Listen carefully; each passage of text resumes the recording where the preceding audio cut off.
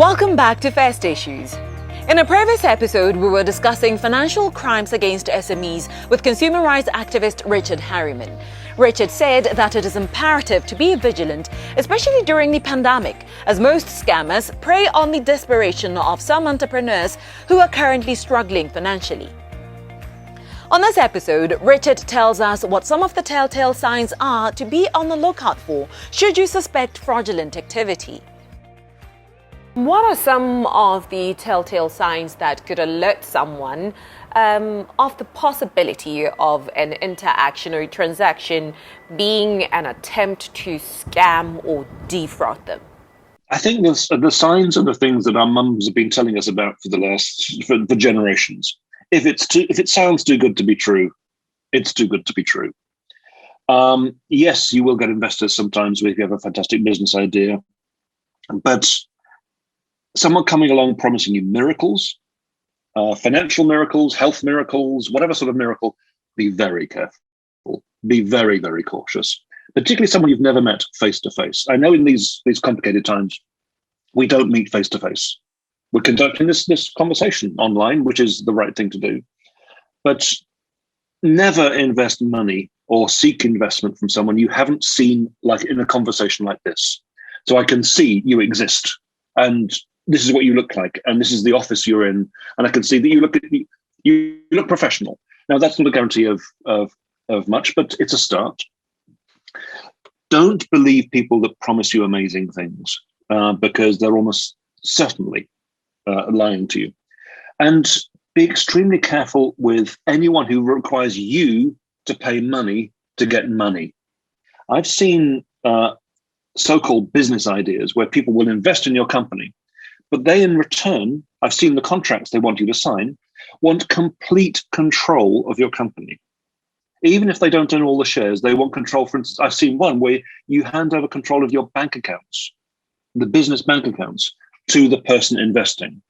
I mean, that is scary. It's not normal business practice, despite what these scammers will say, oh, it's normal practice. No, it's not. You don't hand over the bank account, your online banking details, to a stranger who wants to invest in your business. That's not how investments work. That's not how businesses work. Ask questions. Ask questions. Come to Consumer Watchdog. Ask us. We're not business experts, but I can spot a scam from quite a long way off. Never trust anyone who asks you to keep something secret. This is a common technique that scammers use. Don't tell anyone. It's just between you and me. That's the sign of someone who's lying to you.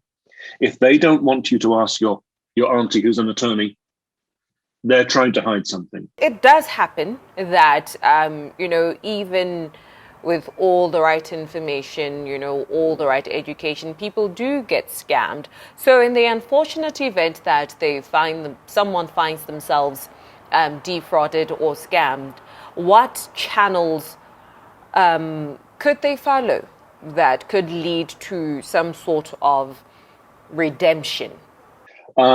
This may sound like a silly thing to say, but scammers don't offer refunds.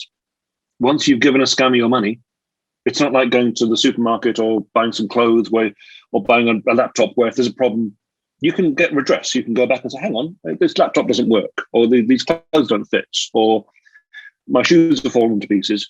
You can go back, you can fix that. We have laws in Botswana that protect us from those sort of things.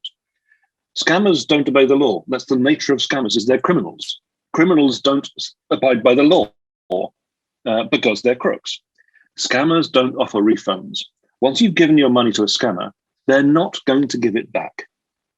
Now, possibly the good news is that a scam that's based locally in Botswana, and some of them, you might have some redress. We've had a little bit of success with victims in the past when the transaction, the payments made within Botswana, from a bank account here to a bank account here, cash from a person in Botswana to a person in Botswana.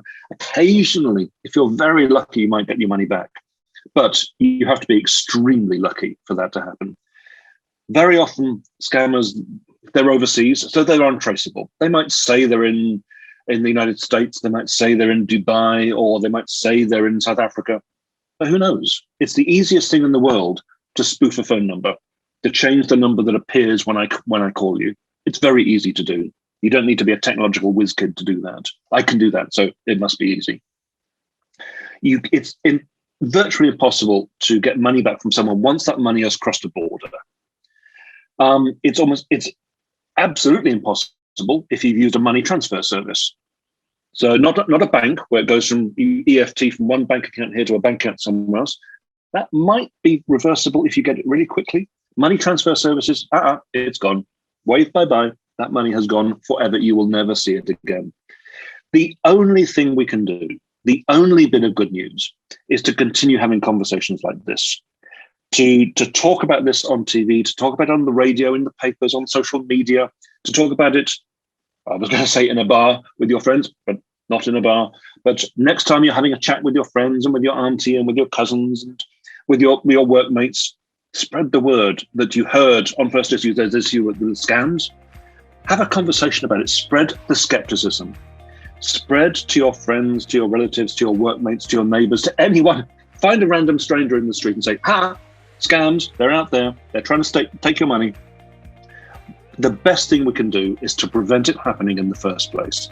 And the only way to do that is by being good neighbors, being good family members, being good friends. Spread the advice, spread the caution, spread the skepticism.